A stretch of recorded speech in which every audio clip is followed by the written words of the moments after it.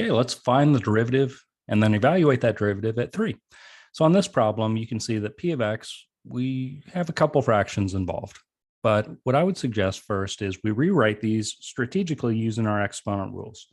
So I'm going to bring along the 10 plus 5, and then instead of being over x squared, we can write that as x to the negative second power, using the exponent rule that says we can make it negative by moving it from denominator up to the numerator. We're going to do something similar with that last fraction.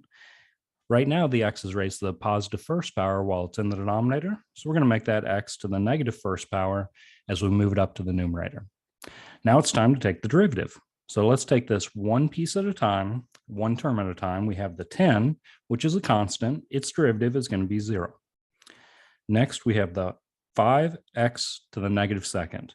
Well, we can bring along the constant out in front and then apply the power rule to the x to the negative second.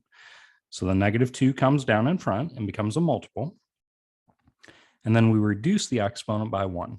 So negative 2 minus 1 more gets us to negative 3. Finally, we have the minus 4x to the negative first power. So the minus 4 is going to come along, constants come along.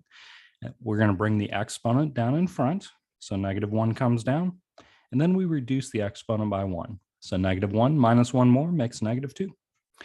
Let's rewrite this derivative, clean it up a little bit before we try to evaluate it at 3. So the 0 I'm going to drop.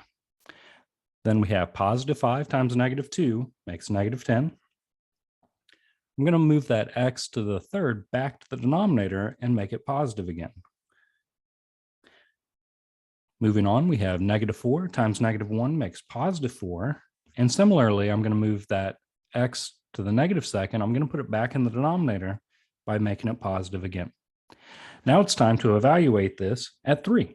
So we're going to plug in 3 for each one of these x's. So we have negative 10 over 3 cubed plus 4 over 3 squared. We can simplify this down a little bit more. So we can say negative 10 over 3 cubed is going to be 27, plus 4 over 3 squared is going to make 9. But it would be a better answer if we got the exact same denominator and combine these together. So that second fraction, I'm going to multiply by 3 over 3 to give us the common denominator of 27. So we have negative 10 over 27 plus 12 over 27. And now we can combine the numerators together over that common denominator. So negative 10 plus 12 is going to make positive 2 over 27. And that's the best answer possible. All right, hope this helps out. I think the key on this one is first just rewriting this so you use the negative exponents and get comfortable with that rule so you can use the power rule to take the derivative.